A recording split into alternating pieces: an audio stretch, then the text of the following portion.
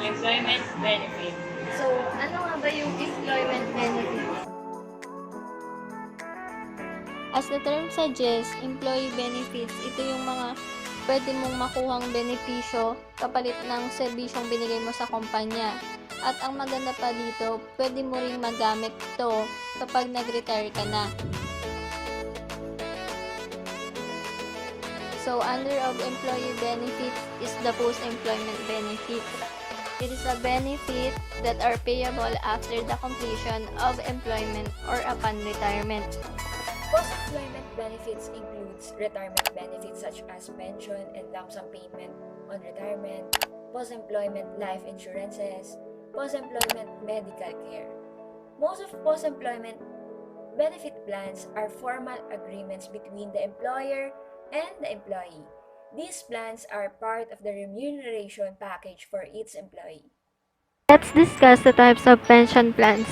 First, pension plan may be a state or government plan or an employer plan. A state plan is one that is administered by the state or government, such as the plan administered by the Social Security system. An employer plan is one that is sponsored by the employer. Second, pension plan may be contributory or non-contributory. A contributory pension plan is one both the employee and employer contribute. A non-contributory pension plan is one in which cost of the plan is paid solely by the employer.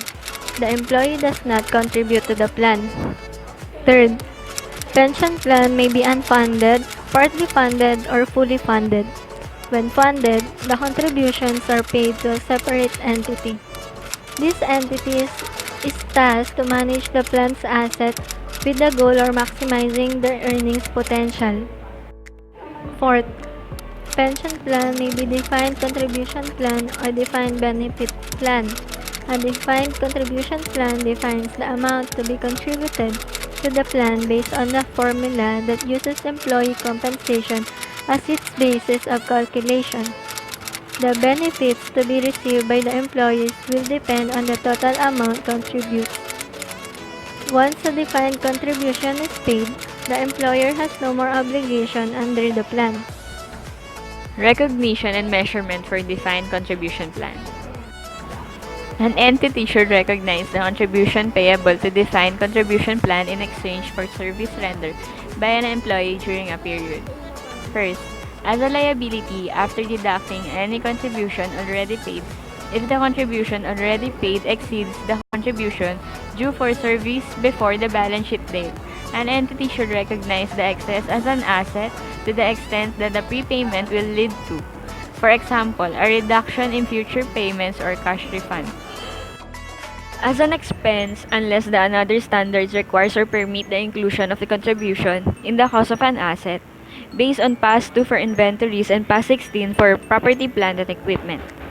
The accounting for defined contribution plan is straightforward because the obligation of the entity is determined by the amount contributed for each period. So, para mas maintindihan natin yung post-employment benefit, specifically yung defined contribution plan, try natin magsagot ng problem. Insta is an employee of XYX company that has a defined contribution plan that covers the existing employees, which requires the company to contribute the equivalent of 5% of the employee's salary. During the year, the employee earned 500,000. Assuming yearly contribution, the company should recognize the contribution as an expense as follows. Employee benefit expense, 25,000. And cash, 25,000. Paano nakuha yung 25,000? 500,000 times 5%.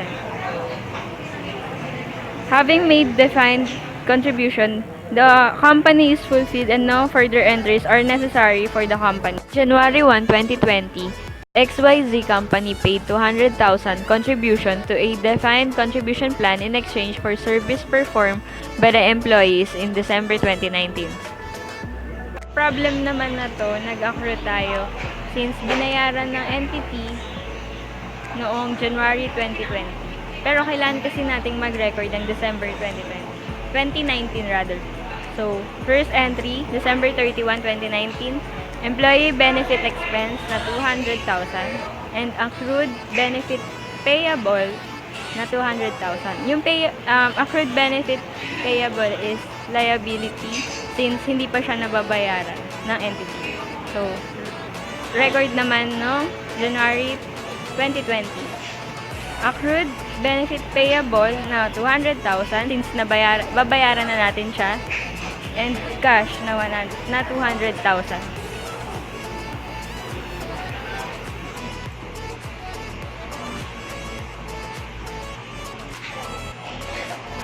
So, yun nga guys, tapos na natin yung defined contribution plan. Nagbigay na rin tayo ng examples and problems. So, sabi nga, pension plan may be defined contribution plan or defined benefit plan. So, ngayon, next na natin itatakal yung defined benefit plan. A defined benefit plan defines the benefit to be received by employees upon retirement. The contribution to plan depends on the defined benefit. Accounting for defined benefit plan is complex because actuarial assumptions are required to measure the obligation and the expense, and there is a possibility of actuarial gains and losses. Moreover, the obligations are measured on a discounted basis because they may be settled many years after the employees rendered the related service. Recognition and measurement for defined benefit plan. Defined benefit plans may be unfunded or they may be fully or partly funded by contribution by an entity, and sometimes its employee into an entity or fund that is legally separate from the reporting entity and from which the employee benefits are paid. Moreover, the obligation is measured on a discounted basis. The payment of benefits when they fall due depends not only on the financial position and the investment performance of the fund, but also on an entity ability to make good any shortfall in the fund's assets. Therefore, the entity is in a substance underwriting the actuarial and investment risks associated with the plan. Consequently, the expense recognized for a defined benefit plan is not necessarily the amount of contribution due for period. Service cost comprises current service cost, past service cost, and any gain or loss in settlement.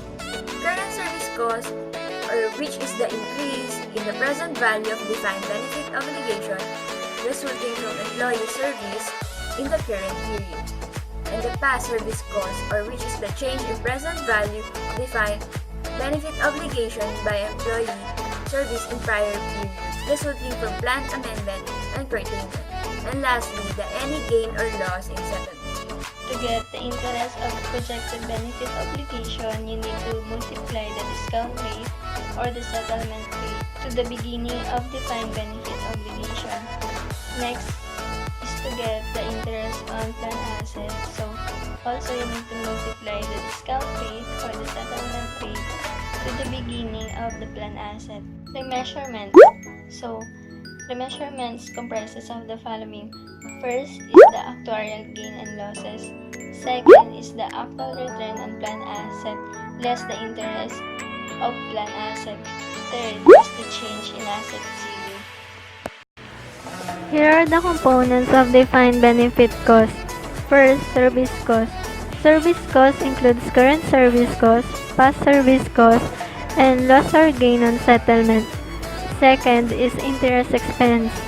Interest expense include interest expense on defined benefit obligation, interest expense on plan assets, and interest on effects of asset ceiling. Third is remeasurement. This includes loss or gain on defined benefit obligation, loss or gain on plan assets, and loss or gain effect on asset. Note: the service cost and net interest are included in profit or loss as component of employee benefit expense. Also, all of the remeasurements are fully recognized through other comprehensive income and are note recycled or reclassified subsequently to profit or loss. Here you can see the formula or how to compute the components of defined benefit cost.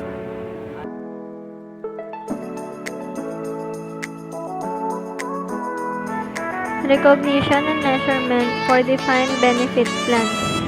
However, paragraph 122 provides that remeasurement may be transferred within equity or reclassified to retained earnings.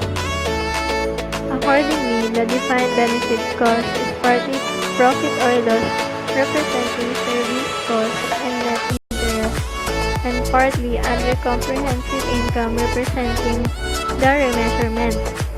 The remeasurement of defined benefit cost is usually made by an actuary, that mathematical expert less qualified to do the job. Past management are encouraged but does not require an entity to involve a qualified actuary in the remeasurement of a defined benefit obligation. Para mas maintindihan natin yung post-employment benefits, Specifically, yung defined contribution plan, try natin magsagot ng mga problems. so here is a sample problem for defined benefit plan. Illustration 1. ACT-185 company has established a defined benefit pension plan for an employee. Annual payments under the pension plan are equal to the employee's highest lifetime salary multiplied by 2%, multiplied by the number of years with the entity. On December 31, 2019, the employee had worked for ACT-185 company for 10 years. The salary in 2019 was 500,000 pesos. The employee is expected to retire in 25 years and the salary increases are expected to average 3% per year during that period. The employee is expected to live 15 years after retiring and will receive the first annual pension payment 1 year after retirement. The discount rate is 8%. The relevant present value and future value factors are future value of 1 at 3% for 25 periods is equal to 2.094. PV of 1 at 8% for 25 periods is 0.146 and PV of an ordinary annuity of 1 at 8% for 15 periods is 8.55. So, let's have the question. What is the projected benefit obligation on December 31, 2019? Hanapin natin yung future salary ng projected benefit obligation, which is yung 500,000.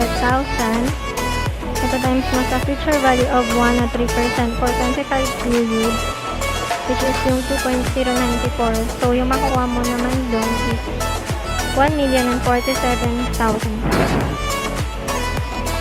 Sunod na hanapin mo is yung annual pension payment of projected benefit obligation. So, yung gagamitin mo naman para makuha yun is yung future salary na 1,047,000. Then, ita-times mo yun sa 2%, which is yung highest lifetime salary ng employee. Then, yung number of years with the entity, which is yung 10 years. So, ang total nun is 209,400. Then, i-multiply mo yan sa PV of an ordinary annuity of 1 at 8% for 15 periods.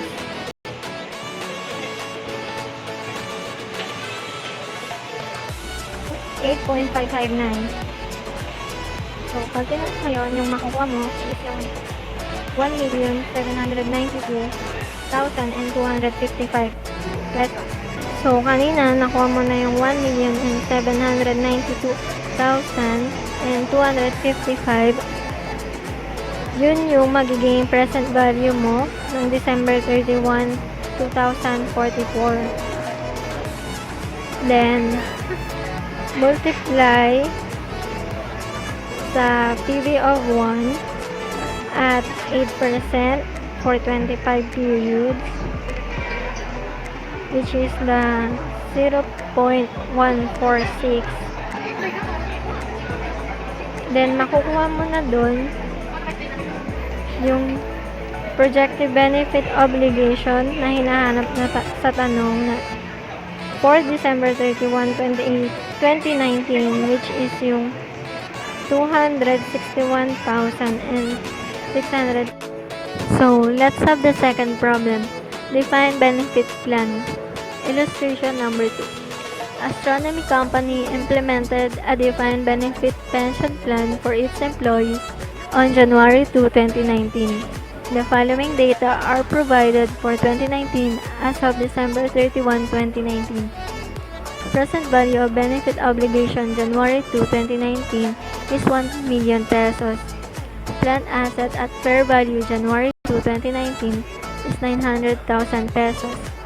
Net periodic pension cost during 2019 is 820,000 pesos. Employer's contribution, non-contributory, is 600,000 pesos.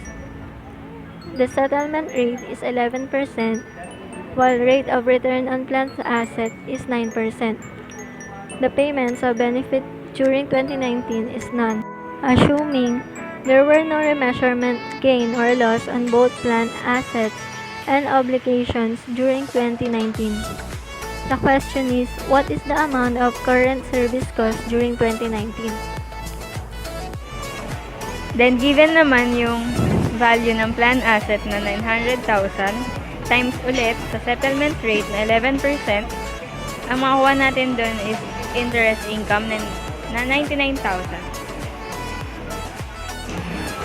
So, para makuha yung current service cost during 2019, given yung present value of benefit obligation times settlement rate na 11%, which is given 110,000.